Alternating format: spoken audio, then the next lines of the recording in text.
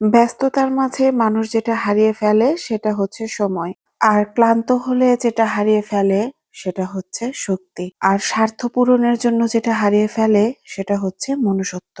মানুষের পতন তো সেখান থেকেই শুরু হয় যেখানে সে তার আপন মানুষকে হারানোর জন্য পর মানুষের কাছ থেকে পরামর্শ নেওয়া শুরু করে।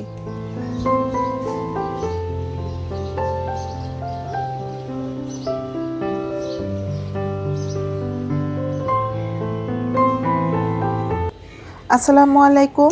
Welcome back to my channel my daily life and kitchen থেকে আমি শিশির নতুন একটা ভিডিওতে ওয়েলকাম করছি। আশা করছি সবাই ভালো আছেন, সুস্থ আছেন। আমরাও আলহামদুলিল্লাহ ভালো আছি। আমার এই বাগানবিলাস গাছটা খুব একটা মন খুলে ফুল দেয় না। কিন্তু যখনই এটার মধ্যে একদম গাছ ভর্তি করে ফুল আসে আমি খুব খুশি নিয়ে এই ক্লিপসটা এদিক ঘুরো। ভিডিওতে শেয়ার করি। বেলকনিতে দাঁড়িয়ে ফুলের কি তামসা দাও? দেখছিলাম, কি? তো ঘরের ভিতর ঢুকে দেখি আরেক তামসা শুরু হয়ে গেছে। কত যে সাজুগুজু করতে পারে মেয়েটা। তো আমাকে বলছিল, মা আমাকে সুন্দর করে সাজুগুজু করে রেডি করে দাও, আমি ঘরের কাজ করব। এটা হচ্ছে তার ঘর যেখানে তার সমস্ত সংসার গোছানো। এখানে কিন্তু আমার নাতি নাতনিও আছে। আর আমার নাতি-নাতনিদের ঠিক সেইভাবেই শাসন করা হয় যেভাবে আমি সাফানকে শাসন করি।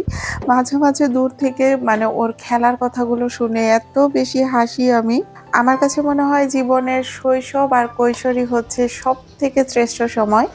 আর এটাও মনে হয় জীবন তো তখনই সুন্দর ছিল যখন মাথার মধ্যে গামছা পেঁচিয়ে, কাপড় পেঁচিয়ে বলতাম এগুলো আমার লম্বা, লম্বা চুল। কাঁঠাল পাতা দিয়ে টাকা বানিয়ে লাখ, লাখ কোটি, কোটি টাকার মালিক ছিলাম যখন। আমার কাছে তো মনে হয় আমার মতো অনেক আপুরাই কাঁঠাল পাতার কোটিপতি ছিলেন একটা সময়। তো যাই হোক, এখন চলে এসেছি কিচেনে, নাস্তা বানাবো। তো সকাল, সকাল অনেকগুলো লুচি বেলে নিয়েছি। আর এগুলো কিন্তু অফ ক্যামেরাতেই করে নিয়েছি। তো লুচির সঙ্গে খাওয়ার জন্য আমি হচ্ছে আলুর দমও রান্না করে নিয়েছি। লুচির সঙ্গে আলুর দমটা আমাদের বাসায় সবাই আমরা খুব পছন্দ করি। আজকের ভিডিওটা বেশ কয়েকদিনের ছোট, ছোট ক্লিপস নিয়ে সাজানো।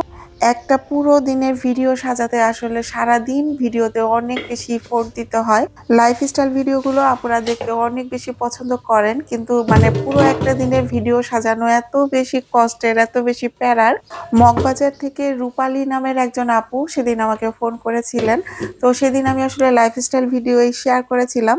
তো আপু বলছিলেন, আমি চাই আপনি প্রত্যেকটা দিন লাইফস্টাইল ভিডিও দেন আপু, এত দেরি করে করে কেন দেন? আসলে মাঝে, মাঝে এমনও হয় যে ভিডিও ক্লিপস নেওয়া থাকে ফোনে, কিন্তু এডিট করে ভয়েস দিয়ে গুছিয়ে যে একটা ভিডিও দেব সেটা দেওয়ার মতো সময় হয় না। আমার ভালোবাসার আপুরা যেমন আমাকে মিস করে, আমিও কিন্তু আপনাদের অনেক বেশি মিস করি। তো এখানে হচ্ছে লুচিগুলো ভেজে নিচ্ছি। তো লুচি যখন ভাজতে যাই যদি কোনো কারণে না ফুলে আসিন। তাহলে কিন্তু মনটা খারাপ হয়ে যায়। আজকে আবার ক্যামেরার সামনে ভাবছিলাম, একটা, একটা করে লুচি দিচ্ছি আর মনে, মনে ভাবছি যদি কোনো কারণে লুচি না ফুলে তাহলে তো একদম মান-সম্মান থাকবে না। কারণ ক্যামেরার সামনে অনেক কাজ ভালো হয় না যেগুলো অফ ক্যামেরায় ভালো হয়। তো এখন যারা আমার ভিডিওটা দেখা শুরু করেছেন, যদি আমার ভিডিওতে দেখানো কোনো একটা অংশ আপনার কাছে ভালো লেগে যায় তাহলে প্লিজ একটা লাইক দিতে ভুলবেন না। আর আজকে যারা আমাকে ১ম ভিজিট করছেন চাইলে চ্যানেলটা সাবস্ক্রাইব করে দিতে পারেন। লাইক সাবস্ক্রাইব আসলে এখন আর ভিডিওতে তেমন ভাবে চাই না। আমার কাছে কেন যেন মনে হয় যেসব আপুরা আমাকে মন থেকে অনেক বেশি ভালোবাসেন তারা এমনিতেই লাইক দিবেন বা সবসময় লাইক দিয়েই ভিডিও দেখেন। আবার যারা লাইক দেন না তারা যে আমাকে ভালোবাসেন না এভাবেও কিন্তু বলছি না। কারণ অনেক আপুরাই দেখি যে স্ক্রিনশট পাঠাচ্ছেন প্রোডাক্টের জন্য, চ্যানেলের রেগুলার ভিডিও দেখছেন, প্রোডাক্টও নিচ্ছেন কিন্তু চ্যানেল সাবস্ক্রাইব করছেন না। তো সেই সব আপুদের জন্য বলছি, প্লিজ চ্যানেলটা একটু সাবস্ক্রাইব করে আমার সাথেই থেকে যাবেন। কিচেনের জন্য টুকটাক সবসময় কেনাকাটা করতে থাকি। তো এটা হচ্ছে আমার একটা শখের প্যান ছিল। তো যেটা রিভিউ অনেক আপুরা চাচ্ছিলেন, আজকে সরাসরি ভিডিওতে রিভিউ দিয়ে দিলাম। এটা কিন্তু কালো হয়ে গেছে। কালোটা আসলে আমার দোষে হয়নি, আমি বাসায় ছিলাম না।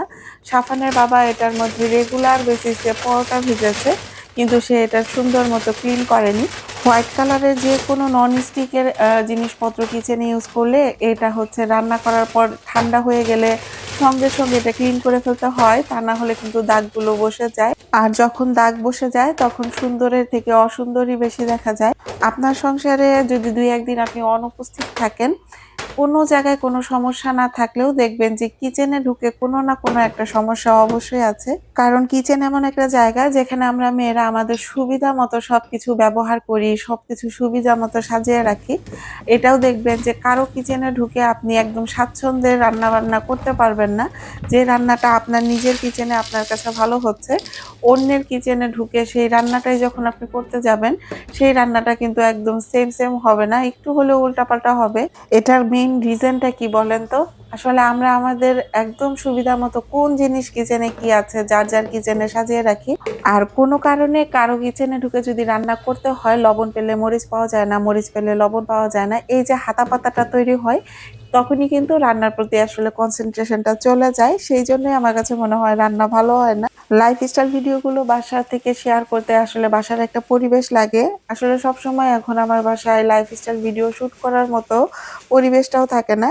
এখানে হচ্ছে মিনি কুকারগুলো প্যাকেজিং হচ্ছে। তো এটা হচ্ছে আরো ২ দিন আগের ক্লিপ। যেহেতু সামনে ইলেকশন, তো কুরিয়ার কিন্তু আসলে প্রোডাক্টগুলো ডেলিভারি দিতে একটু ডিলে করবে। অনেক চাপ নিয়ে আসলে মিনি কুকারগুলো আমরা প্যাকেজিং করছিলাম। আমার যে প্যাকেজিং এর ছেলেটা ছিল, সে অসুস্থ ছিল। তো সাফানের বাবাকে অনেক পাম্প-টাম্প দিয়ে তারপর হচ্ছে মিনি কুকারগুলো প্যাকেজিং করাচ্ছি। প্রায় ৭৫ পিসের উপর মিনি কুকার এই বাসার ভেতরেই আমরা প্যাকেজিং শেষ করেছি। এগুলো সমস্ত প্রোডাক্টগুলো ডেলিভারিতে চলে যাবে। তো আসলে খুব বেশি টেনশন হচ্ছিল যে ঠিক সময় মতো এগুলা ডেলিভারি দিতে পারবো কিনা। গ্যাসের দাম হঠাৎ করে বেড়ে যাওয়ায় এই মিনি মাল্টি কুকারগুলোর এত বেশি চাহিদা হয়েছে, আসলে এগুলো যে এত পরিমাণ রিচ করবে এটা আমি নিজেও ভাবতে পারিনি। তো যেসব আপুরা অর্ডার করেছিলেন আজকের মধ্যেই তারা ডেলিভারি পেয়ে যাবেন ইনশাল্লাহ। আর যারা প্রি অর্ডার করে রেখেছেন ইলেকশনের পর, ইনশাল্লাহ আপনাদের সমস্ত প্রোডাক্ট ডেলিভারি দিয়ে দেওয়া হবে। এই ভিডিওটা যখন পাবলিশড হবে তখন মনে হয় অলরেডি অনেক আপুরা ভোট দেওয়ার জন্য যার গন্তব্যস্থলে চলে গেছে। ভোট নিয়ে কি বলবো, একদম কনফিউজড অবস্থা। একবার মনে হচ্ছে ধানের শীষ, আরেকবার মনে হচ্ছে দাঁড়িপাল্লা। এতদিনই ভালো ছিল, নির্বাচন আসলে একটা অফ ডে থাকতো, পোলাও মাংস রান্না করে সবাই মিলে উৎসব করে খেত। দিন শেষে ঘোষণা আসতো নৌকা পাস। আমরা সাধারণ জনগণ যারা কোনো রাজনৈতিক দলের সঙ্গে যুক্ত না, তারা কিন্তু এবার অনেকেই কনফিউজড হয়ে যাচ্ছি যে কাকে ভোট দিব। তো এখন হচ্ছে সংসারের জন্য টুকটাক যে কেনাকাটা করেছি সেগুলো ভিডিওতে শেয়ার করছি। এখানে একটা এয়ার টাইট কন্টেনার নিয়েছি যেটার মধ্যে আমি বিস্কিট রাখবো। তো নিয়ে আসার পর মনে হচ্ছিল যে এটা আসলে ২-৩টা নিয়ে আসা উচিত ছিল। এমন অনেক জিনিস আছে যে দোকান থেকে নিয়ে আসার পর মনে হয় একসঙ্গে ২টা বা ৩টা নিলে ভালো ছিল। এখানে কাচের একটা সুন্দর জগ নিয়েছি। তো এটার লিডটা হচ্ছে এরকম গোল্ডেন কালারের ছিল। আর জগের ডিজাইনটাও ভালো লেগেছিল। এটা আসলে আমি রেগুলার ইউজ করব। তো এখানে হচ্ছে আরো একটা জগ নিয়েছি যেটা আমার কাছে মনে হচ্ছিল একদম নতুন এসেছে। এটাও হচ্ছে সম্পূর্ণ কাচের, আর এটার যে লিডটা থাকবে উডের, আর এটার হ্যান্ডেলটাও উডের ছিল। তো উডেন জিনিস আসলে দেখতে একটা অন্যরকম সৌন্দর্য। তো এটা আমার কাছে খুবই ইউনিক লেগেছে, ভালো লেগেছে। তো সেজন্য এটাও কিন্তু নিয়ে এসেছি। অনেক আপুরাই কেনাকাটার ভিডিও খুব বেশি পছন্দ করেন, আবার অনেকেই আছে করেন না। কেনাকাটার ভিডিও শেয়ার করলেই অনেকে আছেন নেগেটিভ কমেন্ট করে বসেন।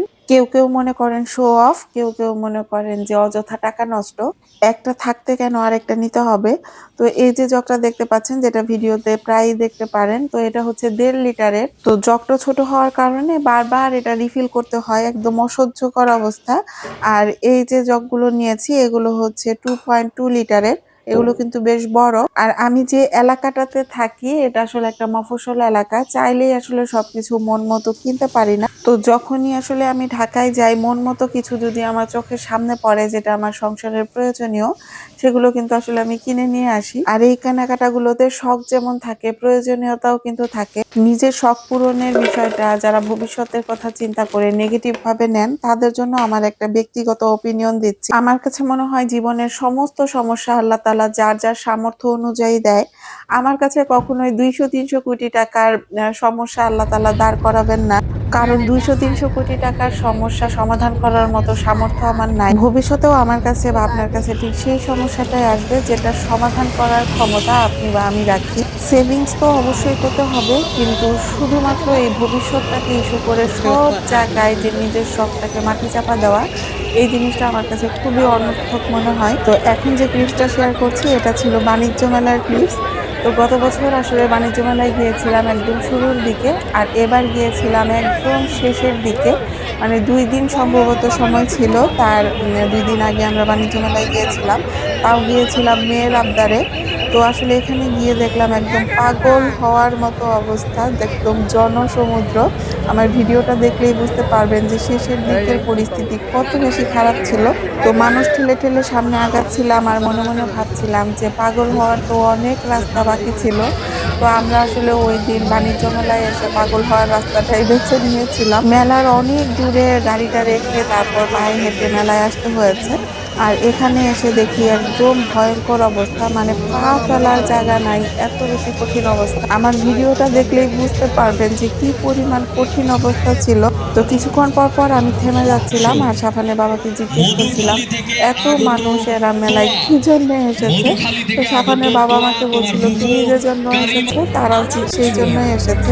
তো বারবার মনে হচ্ছিল জীবনে অনেক বড় ভুল সিদ্ধান্তের মধ্যে এটা একটা ভুল সিদ্ধান্ত ছিল যে শেষের সময়ে বাণিজ্য মেলায় ভিজিট করা।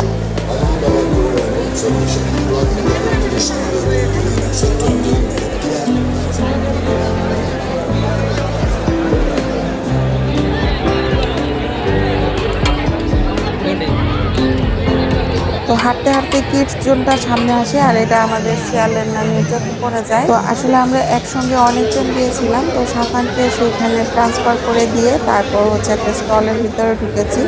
আসলে ওকে নিয়ে হাঁটা যাচ্ছিল না, কোনো কোনো সময় ওর বাবা কাঁধে নিয়ে হাঁটছিল।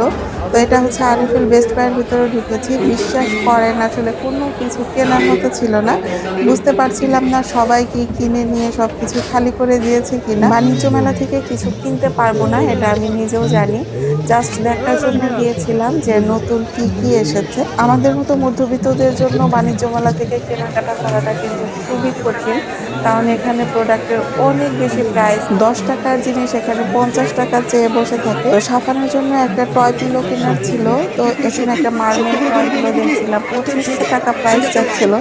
আর বাণিজ্য মেলায় এসে সবজি কাটাকাটির তামসা তো একটু দেখতেই হয়, তো সেগুলো দেখছিলাম।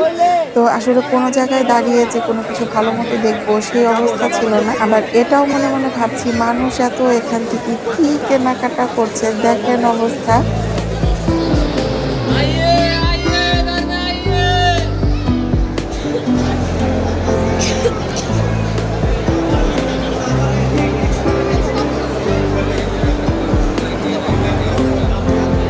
এখানে বানজারা ব্যাগগুলো দেখছিলাম, তো বানজারা ব্যাগগুলোরও কিন্তু অনেক প্রাইস চাচ্ছিল, কোনোটা তো 2000 টাকা প্লাস চাচ্ছিল।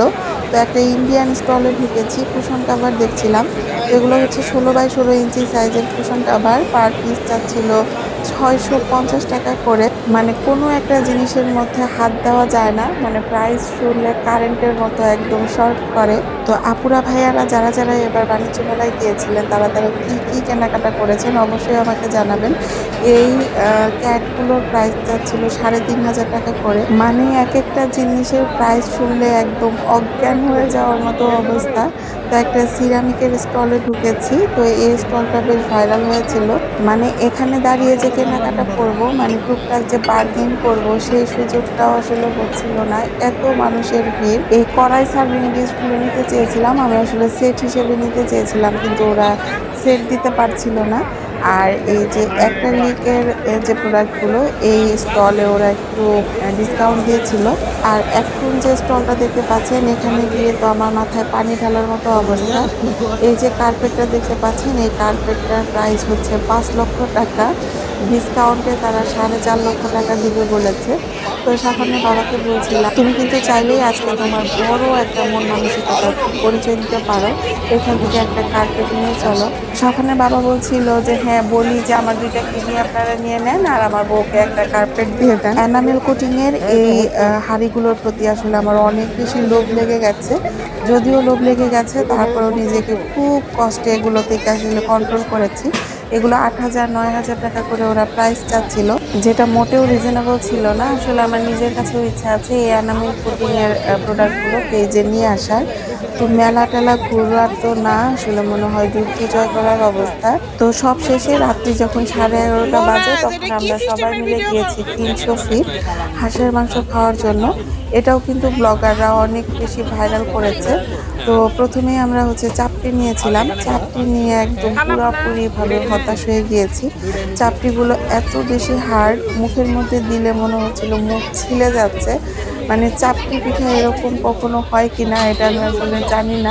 যে ছিটা রুটির সুনাম শুনে ৩০০ ফিট গিয়েছিলাম, সেই ছিটা রুটিগুলো আমার দেখে মনে হচ্ছিল যে এগুলো একদম চাপটিরই মতো। কিন্তু ওদের যে রুমালি রুটিটা এইটা আসলে খেতে ভালো লেগেছে। তো যে জিনিসটা ভালো লেগেছে সেটা ভিডিওতে অনেস্টলি বলতে কোনো দ্বিধা নাই। মানে অযথা হাইপ তোলার কোনো মানে হয় না। আর এই যে বাণিজ্য মেলা থেকে আমার শিয়ালের নানি একটা বাণিজ্য করেছে। এই টয় পিলোটা সে নিয়ে এসেছে বাণিজ্য মেলা থেকে। ওর কিন্তু অলরেডি নামও দিয়ে ফেলেছে। নাম হচ্ছে লুসি। তো এখান থেকেই বিদায় নিচ্ছি। সবাই ভালো থাকবেন, সুস্থ থাকবেন। আমাদের জন্য দোয়া করবেন। আল্লাহ হাফেজ। আসসালামু আলাইকুম।